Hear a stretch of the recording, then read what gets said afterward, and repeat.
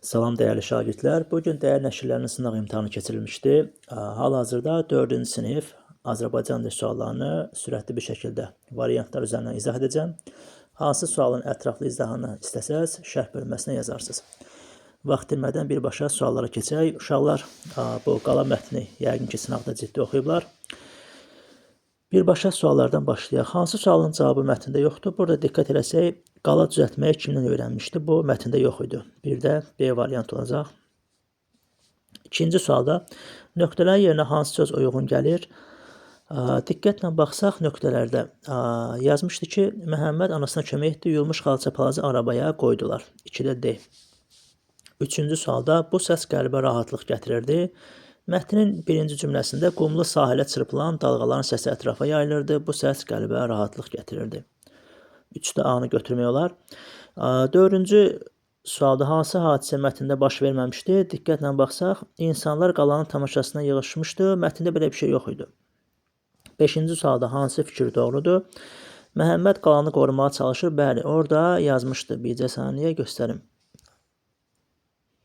Mətnin yuxarı hissəsində bayaqdan sakit əsən külək birdən dəliyə döndü və Məhəmməd öz arıq bədəni ilə qalanı qorumağa çalışdı.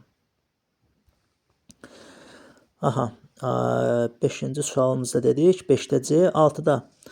Burada diqqət eləsək, neçənci misrada işarə əvəzli işlənmişdir. Bircə saniyə. Bu çöllərə, yayılsın bu çöllərə. Burada üçüncünü götürmək olar.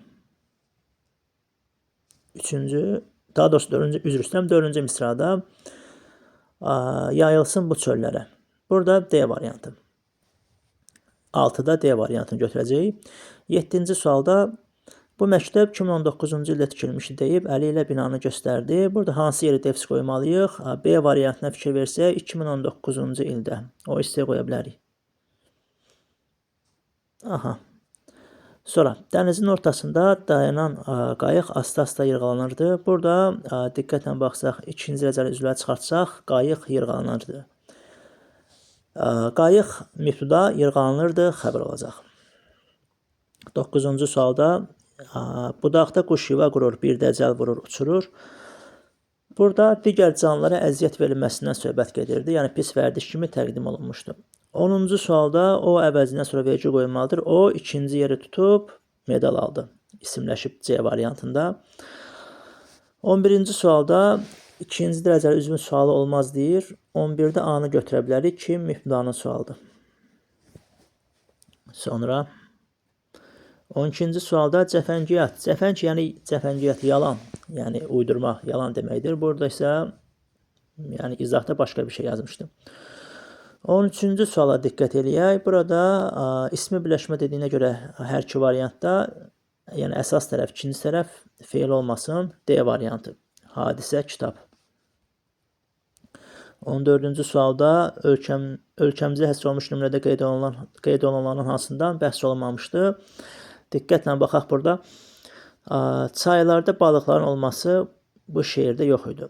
C variantı. 15-ci sualda diqqət eləsək, hansı cümlədə fərqli rəngə göstərilmiş hissə cümlənin ikinci dərəcəli üzvü deyil. Yay aylarında havalar istiləşir. Nə havalar? Bu mübtədadır. A variantı. 16-cı sualda Əsmər həyətdəki çiçəkləri sulamaq istədi. Deyir, ardıcıllıq pozulmaz. Gördü ki, yağış torpağı isladıb, ona görə də sulamadan geri qayıtdı. C variantı daha məntiqlidir. 17-də fikrin bitmədiyini göstərmək üçün biz nədən istifadə edirik? 3 nöqtədən. B variantı. 18-ci sualda bütün sözlər doğru yazılmışdı. Səmada dümaq buludlar vardı. Dümaq, yəni sifətin çoxaltma dərəcəsi bitişik yazılıb. 2 dənə mətn, kiçik bir, yəni belə deyim də, şeirlə bağlı suallarımızdır. Şagirdlərimiz yəqin ki, bunu da diqqətlə oxuyublar. Türkay şəkilləri divara çəkir. Bu doğrudur. Bir də Türkay rənglərdən ilham alır. Mətnin əvvəllərində var bu.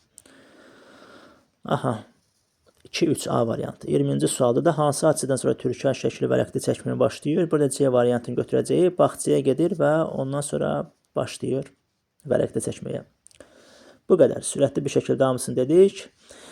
Əgər video sizin üçün faydalı olsa, kanala abunə olmağı və videonu bəyənməyi unutmayın. Təşəkkür edirəm. Çox sağ olun.